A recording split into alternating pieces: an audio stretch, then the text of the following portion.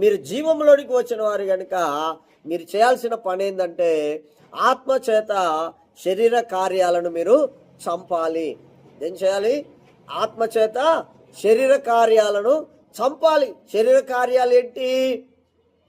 మరి శరీర కార్యాలు ఏంటో మనకు తెలియాలి కదా. ఆత్మచేత శరీర కార్యాలను చంపాలని అంటే దేవుడి సన్నిధికి రాకపోవటము శరీర కార్యమా ఆత్మకార్యమా? నోటితో చెప్పాలి అందరూ. మరి మందిరానికి రాకుండా ఉంటున్న ఆ మనస్సుని చంపాలి, ఆ కార్యాన్ని నువ్వు చంపాలి. దైవ కార్యాలలో ముందుకుండకుండా వెనకబడిపోయటానికి కారణాలు చెప్తున్నావు చూసినావు, అది కూడా శరీర కార్యమే. ఆ కార్యాన్ని నువ్వు ఆత్మకార్యం చేత చంపాలి. ఆత్మకార్యం అనగా మందిరానికి రావటం అని అర్థం. హల్లెలూయా. ఆత్మీయులు ఎక్కడుంటారు? మందిరంలో ఉంటారు.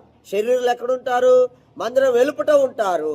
మందిరంలో ఉన్నా కూడా వెలుపట కార్యాల విషయం మీదనే కొంతమంది శ్రద్ధ ఎక్కువగా చూపుతూ ఉంటారు. అలాంటి వారిని వాక్యం మనకు బోధించిన విషయం ఏంటంటే శరీర కార్యాలు మీరు చంపకపోతే మీరు చావలసిన వారే, కానీ బ్రతకడానికి అర్హత మీకు ఉండదు.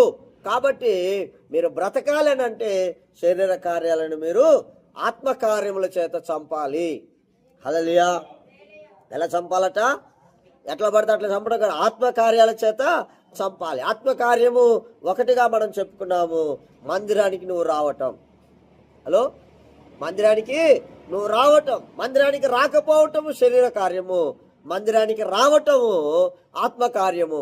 మందిరానికి రాకుండా చేసే పనులు సాకులు చెప్తున్నావు చూసినావు, అది శరీర కార్యము. ఆ పనులన్నీ వదులుకొని మందిరానికి వస్తున్నావు చూసినావు, అది ఆత్మకార్యం. ఇప్పుడు పనులన్నీ వదులుకొని మందిరానికి వస్తే ఆత్మకార్యం చేత శరీర కార్యాన్ని చంపినవాడు అవుతావు. హలో, అదే మందిరాన్ని వదులుకొని మరి నీవు చెప్తున్న కారణాల ప్రకారం, ఇప్పుడు ఉదాహరణకి మనకాడ పంటల సీజన్ అయినప్పుడు మందిరాన్ని వదిలేసి, మందిరంలో ఉన్న కార్యక్రమాలను వదిలేసి నువ్వు పనులకు వెళ్ళావంటే ఏ పనికి వెళ్ళినట్టు అర్థం? శరీర పనికి వెళ్ళినట్టు. అంటే శరీరం పనులకు వెళ్ళావంటే నువ్వు శరీరానుసారంగా నడిచినట్టే కదా.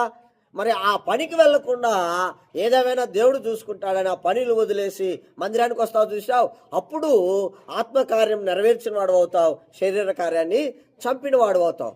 అంటే అప్పుడు చంపినప్పుడు నువ్వు చావలసిన వాడివే, చంపినట్లయితే నువ్వు బ్రతుకుతావు. హల్లెలూయా. చంపడం అనగానే చాలా మంది కత్తులు, గొడ్డలు, కటారులు అని అనుకుంటారు. కాదు, మందిరానికి దూరం చేసే ఏ రీజన్ అయితే ఉందో ఆ రీజన్ వదులుకొని మందిరానికి నువ్వు వచ్చావనంటే పిల్లరా, అది ఆత్మకార్యం చేత, ఆత్మచేత శరీర కార్యాన్ని చంపినట్లు అర్థం.